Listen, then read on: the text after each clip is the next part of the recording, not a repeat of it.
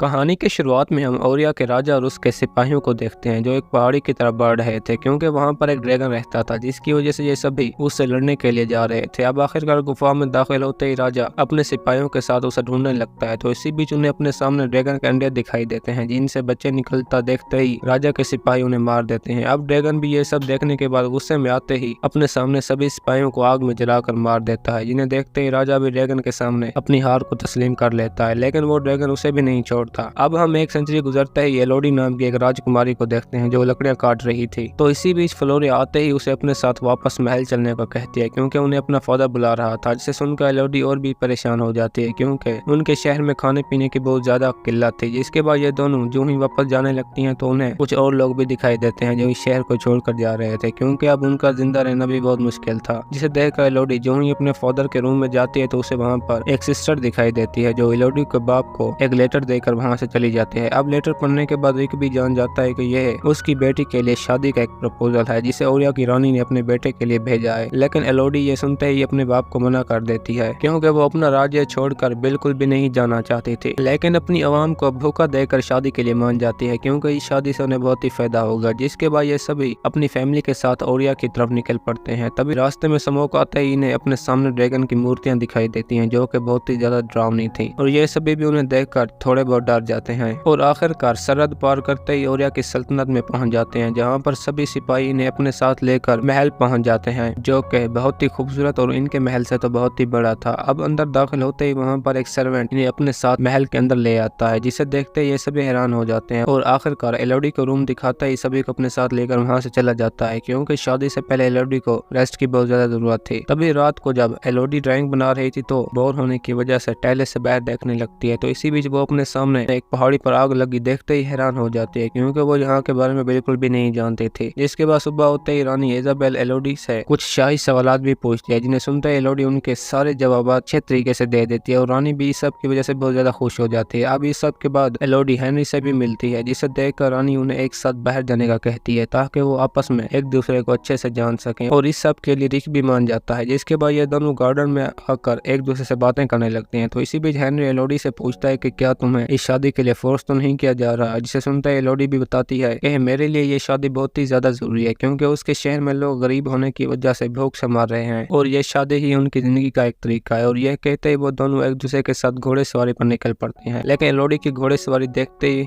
Henry बहुत ज्यादा हैरान हो जाता है क्योंकि वो एक माहिर घोड़े सवार थे, जिसे सुनकर वो बताती है कि उसे यह सब कुछ अपनी मॉम ने सिखाया है। तो दूसरी तरफ जब रानी शादी की तैयारी कर रही थी तो वहाँ पर बाइफोर्ड आते ही उसे मदद करने को कहती है, लेकिन वो ये सुनते ही उसे मना कर देती है क्योंकि बाइफोर्ड का फादर एक रस्सी बनाने वाला था, इसलिए वो बाइफोर्ड को अपनी फैमिली के साथ कंपैरिजन करते ही वहाँ से जाने का कहती है, जिसे सुनकर वो बहुत ज्यादा दुखी होती है और एलोडी के रूम में आते ही उसे शादी करने से मना कर देती है क्योंकि वो इतना तो जान चुकी थी कि ये शादी उनकी सबसे बड़ी गलती है। लेकिन एलोडी उसकी बात नहीं मानते, जिसे सुनने के बाद वो रिक के आते ही वहाँ से चली जाती है। अब सुबह होते ही रिक एलोडी को अपने साथ लेकर रस्म की जगह पहुँच जाता है जहाँ पर सभी शाही मेंबर पहले से मौजूद थे और एलोडी के आते ही फादर हेनरी और उसकी शादी करा देता है। अब इस सब के बाद हेनरी एलोडी को अपने साथ लेकर एक पहाड़ी की तरफ निकल पड़ता है जहाँ पर वो शादी के बाद अपने पूर्वजों की 100 साल पुरानी रस्म अदा करते थे, लेकिन एलोडी को वहाँ पर कुछ और लोग भी दिखाई देते हैं जिनके चेहरों पर मास्क थे। तभी वहाँ पर रानी आते ही एलोडी को अपनी इस रस्म के बारे में बताती है कि ये आज से 100 साल पहले उनके पूर्वज ने यहाँ पर एक मॉन्स्टर के खिलाफ जंग की थी, लेकिन वो अपने सिपाहियों के साथ उससे हार गए थे, जिसकी वजह से ये अपनी हर शादी के बाद यहाँ आकर उसे शांत करने की प्रार्थना करते हैं क्योंकि उसने पूर्वज से उसकी 3 बेटियों की बलि मांगी थी। जिसे कहते ही वो एलोडी के हाथ में एक सिक्का रखकर उसे होल के अंदर फेंकने का कहती है और एलोडी भी बिल्कुल ऐसा ही करती है। जिसके बाद वो हेनरी और उसका हाथ काट कर दोनों का ब्लड एक कर देती है। अब इस सब के होते ही हेनरी एलोडी को अपने हाथों में उठाकर उसी होल के अंदर फेंक देता है, जिससे नीचे गिरते ही एलोडी बेहोश हो जाती है और अपने होश में वापस आते ही वो ऊपर चढ़ने लगती है, लेकिन वो जगह स्लिपरी होने की वजह से नीचे गिर जाती है। तो दूसरी तरफ एलोडी की आवाज सुनकर गुफा में मौजूद ड्रैगन भी जाग जाता है। अब एलोडी को वहाँ पर कुछ और लड़कियों का सामान भी नजर आता है जो उससे पहले यहाँ पर आ चुकी थी। तब एलोडी जो ही अपने सामने लाइट देकर आगे जाती है तो उसे वहाँ पर बहुत से परिंदे दिखाई देते हैं जिनके ऊपर आग लगी हुई थी। अब एलोडी उन सभी को मरा हुआ देखकर जो ही आगे जाती है तो उसके सामने एक बहुत ही बड़ा ड्रैगन आ जाता है, जिससे डर कर एलोडी जो ही छुप जाती है तो वो उससे अपना नाम भी पूछता है। इसे सुनकर एलोडी जो ही अपना नाम बताती है तो उससे इस सब के बारे में भी पूछने लगती है। अब ड्रैगन उसे बताता है कि ये तुम्हारे खानदान वालों की 100 साल पहले की हुई गलती का नतीजा है। इसे सुनते ही एलोडी वहाँ से भागने लगती है, लेकिन वो ड्रैगन भी उस पर पर अपनी आग से हमला कर देता है, जिससे एलोडी किसी तरह बच तो जाती है, लेकिन अपने सामने एक लड़की की जली हुई बॉडी देखकर बहुत ज्यादा डर जाती है। और जो ही ड्रैगन से बचकर आगे जाती है तो उसका पाँव भी आग लगने की वजह से जख्मी हो जाता है। अब एलोडी अपने पाँव पर कपड़ा बांधने के बाद जो ही आगे जाती है तो उसे वहां पर ब्लू लाइट दिखाई देती है। इसे करीब से देखने के बाद एलोडी जान जाती है कि ये इंसेक्ट हैं जिनके अंदर से लाइट निकल रही है, जिसके बाद एलोडी उन्हें देखते ही अपनी पॉकेट में इकट्ठा कर लेती है ताकि वो